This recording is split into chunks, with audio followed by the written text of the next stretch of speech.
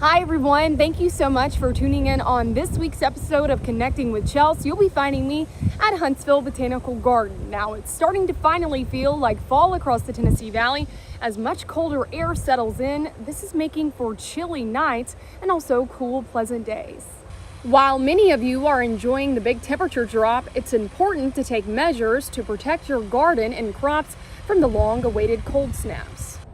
Fortunately, we live in a place where our winters are typically mild, but you don't want to be caught unprepared when our first frost and freeze arrives. Just as you're getting ready to bundle up in your winter coat and clothes, don't forget to do the same for your plants. Now, exact dates can vary from year to year, but we usually see our first frost here in the valley from mid to late October, and sometimes a few areas can be delayed into the first week of November. Our first freeze normally occurs shortly thereafter during the latter half of October and into November. Both a frost and a freeze can be harmful and mean bad news for any of your buds or blooms. This is due to the ice that builds in their cells, which can damage or kill the tissue altogether. So stay alert for frost advisories and freeze warnings in our neck of the woods because they'll be here before you know it. A frost advisory will be issued when temperatures are forecasted to reach roughly 36 degrees or less and when widespread damage is expected. A freeze warning, on the other hand, will go into effect when temperatures are 32 degrees or colder and remain in that range for 3 or more hours.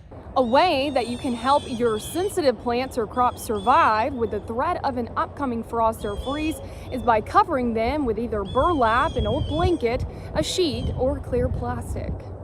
Covering the vegetation helps to protect them because it retains the heat radiating from the soil and keeps them warm overnight.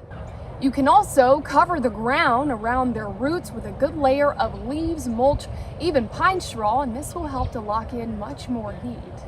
Another way you can protect your plants is by watering them well and giving the soil around them a good soaking. This is because moist soil retains much more heat than dried out soil.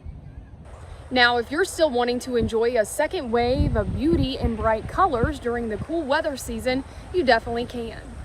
You just have to choose plants that are hardy enough to make it through our typical fall and winter weather patterns here in the southeast. Some good options include pansies, Siberian iris, and peonies. Happy gardening, everyone, and always remember, if you take a few winter prep steps now, your plants will definitely thank you come springtime. Thank you so much for tuning in on this week's episode of Connecting with Chels. Stay tuned for further episodes where we tell you how weather will impact your everyday life.